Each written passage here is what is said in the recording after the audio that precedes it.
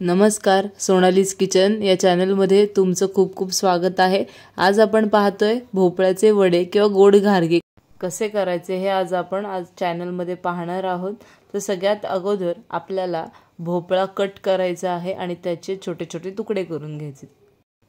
ते तुकडे स्वच्छ धुवायचे आहेत आणि त्यानंतर ते किसणीच्या साहाय्याने एक एक करून आपल्याला छान असं किसून घ्यायचं आहे।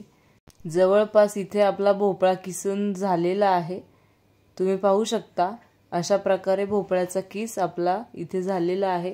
आता आपल्याला गुळही चिरून घ्यायचा आहे। एकीकडे कढई तापत ठेवलेली आहे आणि 2 वाटी किसलेला भोपळा यामध्ये घालायचा आहे। आता हा भोपळा आपल्याला मंद आचेवरच परतवून घ्यायचा आहे। जास्त मोठी गॅसची फ्लेम करायची नाही, नाहीतर भोपळा खालून करपू शकतो, कढईला लागू शकतो। त्याच्यामुळे भोपळा परतताना नेहमी गॅस कमीच ठेवावा। त्यानंतर ज्या वाटीने आपण 2 वाटी भोपळ्याचा किस घेतला होता त्याच वाटीने आपल्याला 1 वाटी गूळ मध्ये घालायचा आहे आणि गूळ मेल्ट होईपर्यंत म्हणजे गूळ वितळेपर्यंत आपल्याला हे मिश्रण परतवून घ्यायचं आहे। इथे छान प्रकारे आपलं हे जे मिश्रण आहे ते परतलं जात आहे। गूळही छान मिक्स होत आहे। यासाठी सुद्धा गॅसची फ्लेम ही कमीच ठेवायची आहे।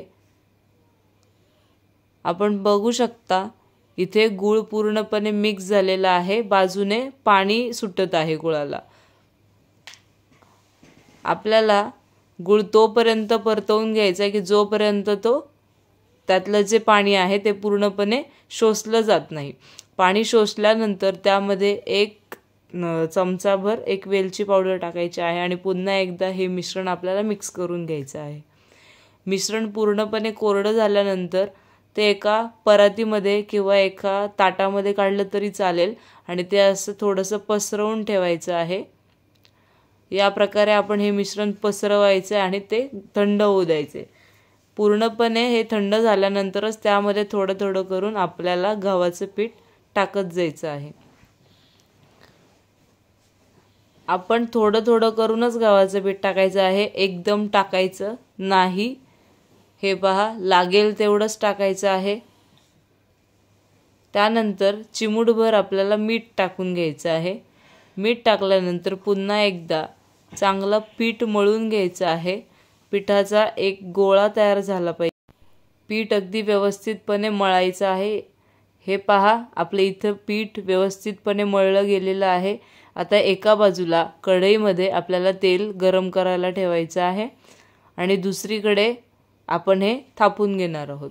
एक गोळा काढायचा आहे आणि तो असा पोळपट घ्या। नंतर त्याच्यावरती प्लास्टिकची पिशवी घेऊ शकता किंवा तुम्ही रुमाल असेल तर रुमालही घेऊ शकता आणि त्याच्यावरती तो गोळा असा थापून घ्यायचा आहे। त्यामध्ये थोडेसे मी तीळ टाकलेले आहेत, आवडीनुसार तुम्ही टाकू शकता। इथे बघा, छान असा थापला जात आहे आपला भोपळ्याचा वडा। कोणी घारगे सुद्धा म्हणतात, भोपळ घारगे असं सुद्धा म्हणतात। आम्ही भोपळ्याचे वडे असं म्हणतो। त्यानंतर असा काढून घ्यायचा आहे आणि हळूच तेलामध्ये टाकायचं आहे आणि पुन्हा एकदा असं त्याच्यावरती तेल टाकत टाकत आपण छान असं त्याला मध्यम गॅसवरती तळून घेणार आहे। आपला हा भोपळ्याचा जो वडा आहे तो असा सोनेरी रंगावरच आपल्याला तळून घ्यायचा आहे। आता आपण तो काढून घेऊयात। तेल पूर्णपणे निथळू द्यायचं आहे आणि मगच तो काढायचा आहे। चला अजून एक तुम्हाला करून दाखवते। सेम तेल लावायचं आहे अगोदर हाताला आणि गोळ्यालाही थोडंसं लावायचं। थोडंसं आपण जे प्लास्टिकची जी आपण शीट घेतलेली आहे त्या प्लास्टिकच्या कागदाला सुद्धा बाजूने तेल लावून घ्यायचं आहे आणि मगच त्याच्यावरती छानपैकी असा आपला जो भोपळ्याचा वडा आहे तो छान असा थापला जातो, तुम्ही पाहू शकता। त्यानंतर त्याच्यावरती आपल्याला आवडीनुसार पांढरे तीळ टाकायचे आहेत आणि ते तीळ सुद्धा असे छान असे दाबून घ्यायचे आहेत, म्हणजे ते सगळीकडे असे बसले जातात आणि पुन्हा एकदा तो असा तळून घ्यायचा आहे। छान असा तळला जात आहे आणि तो आता काढून घ्यायचा आहे। याप्रमाणेच आता आपण आपले सगळे भोपळ वडे तळून घेत आहोत।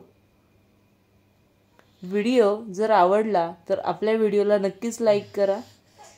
चॅनलला सबस्क्राईब करायला अजिबात विसरू नका. तोपर्यंत भोपळ्याचे वडे एन्जॉय करा. धन्यवाद.